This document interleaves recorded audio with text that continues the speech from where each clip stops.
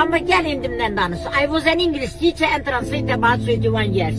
Okay? Okay. Dünyanın 21 ülkəsində işləmişəm. 2 şəhid bacısıyam. Aynen. Balam yorğan döşəkdədir, ona görə düzlər deyəm.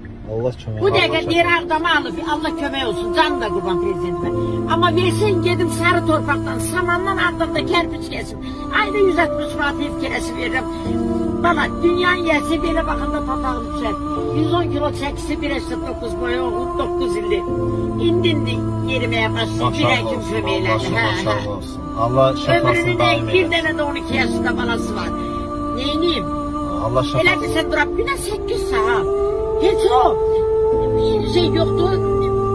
Daxili İşlər Nazirliyi. O qabağında belə can güdən oğlanlar var. Bir saatdan artıq ayaqüstə duramırlar. Orada bir işləyir, oğlumun dostu.